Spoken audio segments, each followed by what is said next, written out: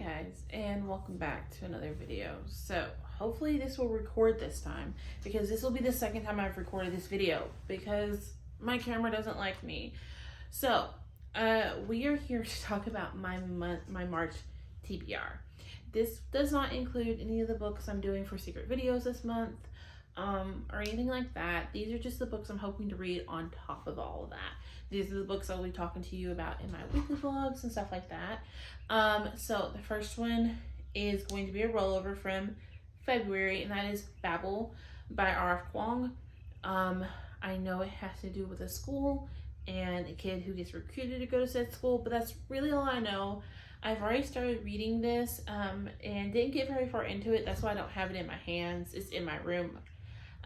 So yeah, I'm hoping to get this finished this month. We will see, because obviously it's a bit of a big book, so we'll see. The next one I want to get done is Last Sacrifice by Rochelle Mead. When I picked up which one is it? I can't remember the one I just finished. Spiritbound. When I picked up Spiritbound, it honestly, by the time I got to the end, I did not think I was going to pick up Last Sacrifice. I wasn't interested. I didn't really have a pull until the end. And what happened, and the fact that Rose is involved in it, I'm super interested where it goes. I want to know what happened, who did it, and why. So I'm really excited to pick that one up. I think each of these, I'm going to give you the total page numbers. I'll put on the end screen how many pages altogether I'm hoping to read this month. This one is almost 600. It is 594. Next is one that I'm listening to and want to read physically a little bit, and that is The Girl Who Played with Fire. Girl Who Played with Fire. This is the second in the Girl with the Dragon Tattoo series. It follows Elizabeth Slater, I think. She is a hacker, brilliant, very brilliant young lady who, in the first one, gets wrapped into solving a murder with a disgraced journalist who was accused of libel and was convicted of libel, and so they both get wrapped into finding out what happened to Harriet. Harriet went missing during a commotion on the bridge. Her family lived on this island, and so now it's like, whatever happened to Harriet? And the first one was so good. Watching the two play off of one another and figure out this mystery was just wonderful. I will mention that the first 100 pages of that book, unless you're just interested in economics or business in general, it's going to be slow. It'll be like trudging through mud, because it just was not interesting to me, and a lot of it kind of goes over your head a little bit. But if you hang with it, the mystery is totally worth it. I highly recommend listening to the audiobook because it makes it go by just a little quicker. So I'm excited to read this one. This one's also over 500 pages. It's 503. Next, I'm hoping to finish Children of Vice and Virtue, or Virtue and Vengeance, by Tony Adeyemi. I could be saying that wrong. I'm sorry if I am. This one follows Zelly. Zelly and her brother have been living with their father in a fishing community, and her mother was murdered for being a Magi. Magi have magic. It's been outlawed, and you can tell who and who is not a Magi because they have white hair. Zaylee has a head full of white hair, and she is living in this world of really a class divided. And so the events of the first book obviously happened, and this one picks up after all of that has happened, and she's trying to find, the world is now at war, and she's trying to figure out what to do next. I'm currently about 100 pages through this one.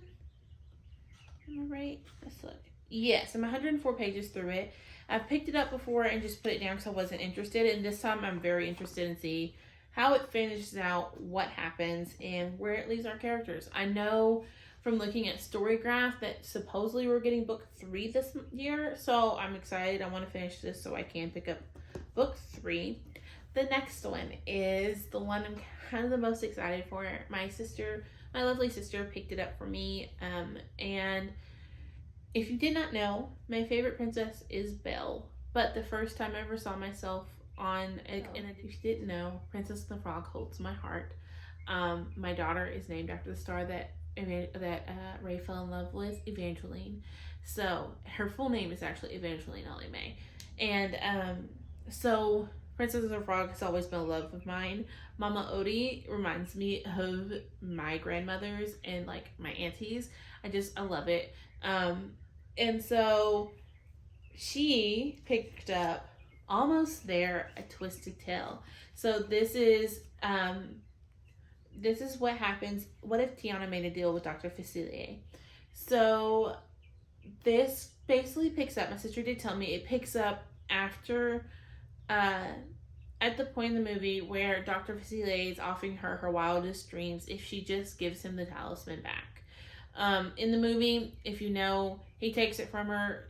She basically says it's not something, it's mucus, and takes it from him and breaks it, and breaks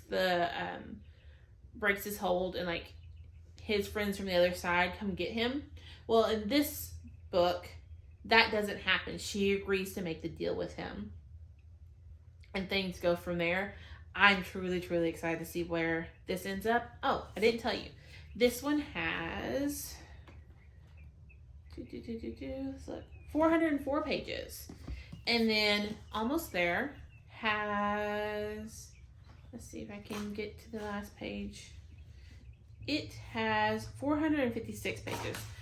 Big books this month. Big books. I'm not sure how many pages Babel is. I will put it on the screen for you once I get this back together. I don't usually keep these on the book anyways. I usually take them off. The underspine is in green. That's so cool. It's the same printing, just in green, and that's awesome. Now, the last one on my list, and the last one I'm hoping to finish this month and pick up, is Dust by Hugh Howey. This is the third and final installment in the, he did change the name, the Silo trilogy.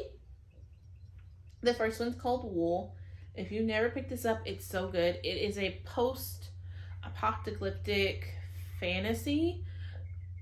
In the first one, you're following a sheriff who is there living in a silo. Supposedly the outside air is deadly and poisonous, and he decides that he no longer wants to live in a silo. He's ready to go be with his wife, who had to do the cleaning many years before, and so he goes to do the cleaning. And basically, anyone who's committed a crime, if you're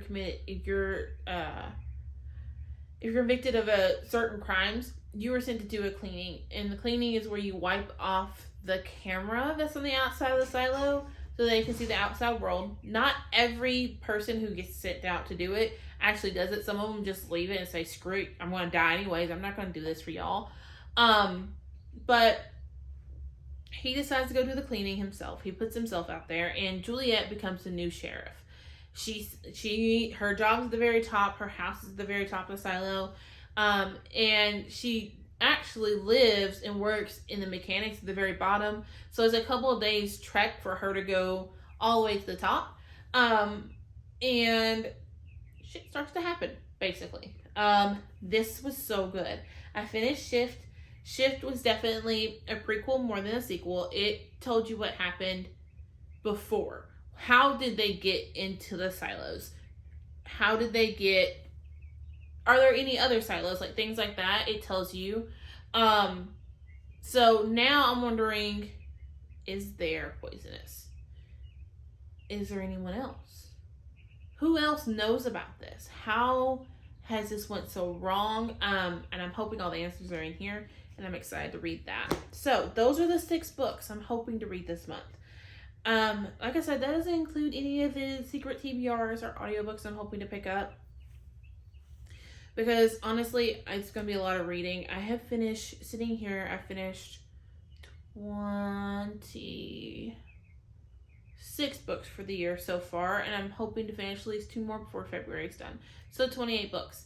That's a lot in just 2 months, but I've been doing a lot of reading and working on these videos for you guys, and I'm so proud of them, and I hope you're enjoying them. I believe, if I'm remembering right, tomorrow's a plan with me. I could be wrong, but hang in there. There will be another video tomorrow, and I'll see y'all then. Bye, guys.